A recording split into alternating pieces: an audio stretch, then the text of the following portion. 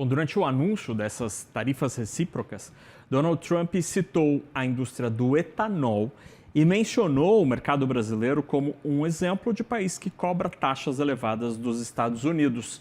Sobre isso, a gente fala agora com Evandro Gussi, que é o diretor-presidente da União da Indústria da Cana-de-Açúcar e Bioenergia, a Única. Evandro, muito boa tarde, obrigado por estar aqui com a gente no CNN Money. Eu queria ouvir do senhor qual é a percepção do setor sobre esta fala de Donald Trump e a indicação bastante clara de que o etanol brasileiro poderá ter uma sobretaxa no mercado americano.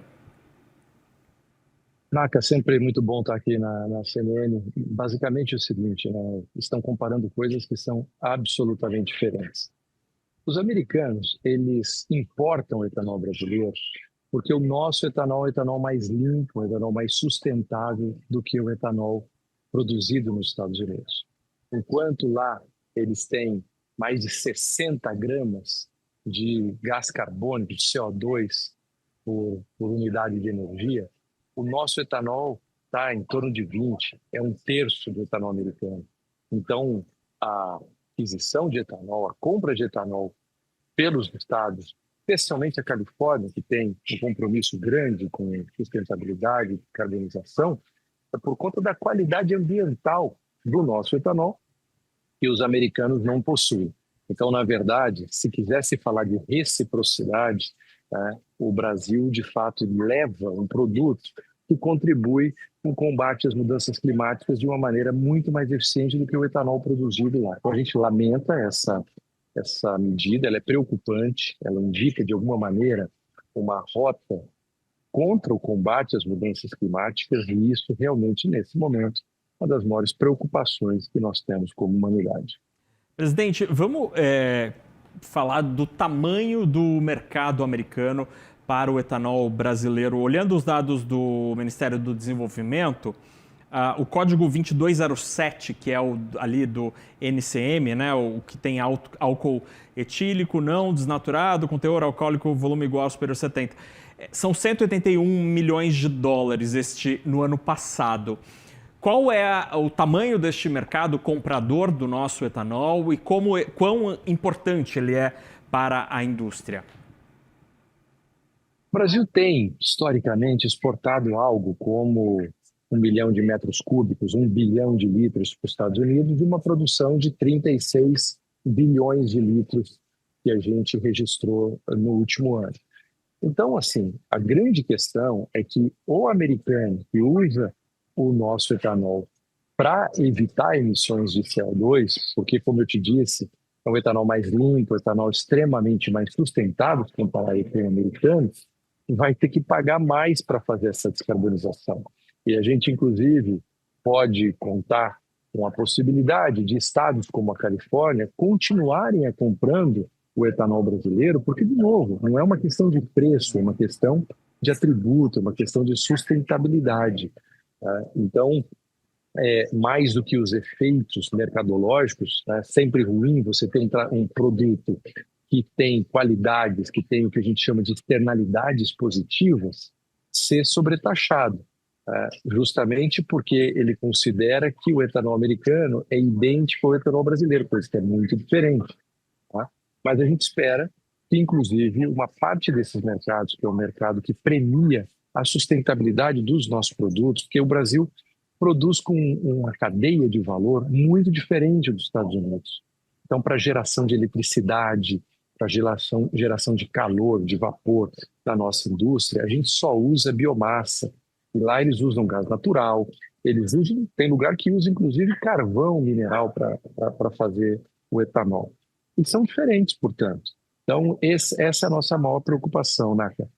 Presidente, hoje durante essa fala, o presidente Trump mencionou, pelo menos que eu me lembre pela primeira vez, desde que voltou à Casa Branca, a hipótese de adoção de de barreiras não tarifárias. Diante dessa descrição que o senhor nos deu sobre as qualidades, as características e as diferenças do etanol produzido de cana-de-açúcar daquele produzido nos Estados Unidos, este não parece ser um tema de preocupação para a indústria brasileira. A possibilidade de barreiras não tarifárias, dada a qualidade do nosso produto, ou também poderia ser um problema? Olha, não dá para a gente falar sobre hipóteses, né? Ele falou sobre isso de uma maneira geral. É verdade que existem mercados com abertura nos Estados Unidos, mas existem outros profundamente protegidos. Vou te dar o exemplo do açúcar, que a gente não consegue exportar para os Estados Unidos, embora o Brasil seja o maior exportador de açúcar, a gente não consegue exportar para lá, porque eles têm uma tarifa que, em termos percentuais, passa de 100% em relação ao preço do produto. Dá mais de 100% de tarifa. Então, a gente já tem se acostumado com essa visão de que, às vezes, tem-se um processo mais aberto, quando isso é interessante, e um processo extremamente fechado, quando isso também interessa ao produtor, no caso, o produtor que lá não consegue fazer o açúcar com o mesmo nível de eficiência que o Brasil faz. Então, a gente precisa, no fundo, de um mundo justo, e, sobretudo, quando são temas de altíssimo nível de periculosidade, de sensibilidade para a gente, não só no Brasil, mas para o mundo todo. O que a gente espera é justamente racionalidade num momento como esse. E por isso que a gente lamenta muito essa medida, caso ela se confirme nos termos que foi hoje anunciado, porque pode demonstrar, como eu disse, uma rota deixando de lado todo o processo de descarbonização, e isso todos nós sabemos o quanto é sério. E, presidente, para a gente terminar essa conversa interessantíssima, como a Única tem lidado com este tema com as autoridades brasileiras, ou mesmo, eventualmente, com as autoridades americanas? A Única conta com a ajuda, o apoio do governo brasileiro, do Itamaraty, do MEDIC, para tentar convencer a Casa Branca ou entender que as características mostram que são dois produtos distintos e que não caberia a adoção desta tarifa adicional? Olha, a medida foi anunciada há pouco e a gente está iniciando conversas com as autoridades brasileiras, mas assim, de pronto eu posso dizer, o governo brasileiro tem reconhecido largamente os atributos da bioenergia e do etanol brasileiro. Você vê a aprovação da Lei do Combustível do Futuro, você vê o Marco do Hidrogênio, o próprio Programa de Mobilidade Verde lançado pelo Ministério do Desenvolvimento, Indústria e Comércio, lá no Ministério de Minas e Energia com o Combustível do Futuro. E todas essas medidas são medidas de amplo reconhecimento desses atributos que o Brasil tem, desse grande diferencial competitivo que o Brasil possui no tema de energia limpa, no tema de um etanol com alto nível de sustentabilidade. Então, a gente tem absoluta segurança no governo brasileiro de ter essa visão, não só do governo, mas também do parlamento brasileiro, que já deu testemunhos aí muito grandes no sentido de reconhecer esses grandes atributos, que são atributos científicos, atributos que a gente faz com um nível de acurácia reconhecidos no mundo inteiro, inclusive nos Estados Unidos. O dado que eu estou te dando de que o nosso etanol tem uma pegada de carbono menor, um nível de sustentabilidade maior, não é um dado da Única, não é um dado do governo brasileiro, é um dado dos Estados Unidos. Então, o governo brasileiro tem sido sempre extremamente sensível a esse tema e a gente tem certeza que vai buscar os melhores esforços para a gente vencer essas e outras barreiras. Bom, presidente, nesse esforço, imagino que se a conversa for para o caminho puramente comercial, o senhor nos trouxe aqui um argumento absolutamente fatal para os americanos, que é a imposição da alíquota sobre o açúcar brasileiro. Se alguém tem direito de reclamar nessa história, talvez seríamos nós, tá?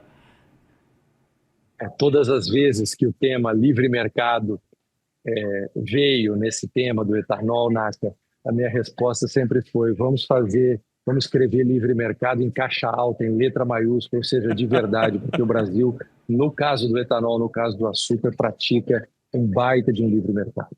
Muito bem, a gente conversou com o Evandro Gussi, que é o presidente da União da Indústria de Cana-de-Açúcar e Bioenergia, a Única, a quem eu agradeço muito por conversar com a gente nesta edição do Fechamento de Mercado, logo após este anúncio tão importante feito lá nos Estados Unidos. Presidente, muito obrigado pela atenção, uma ótima noite. Um abraço, Naka, prazer falar com você. Até logo.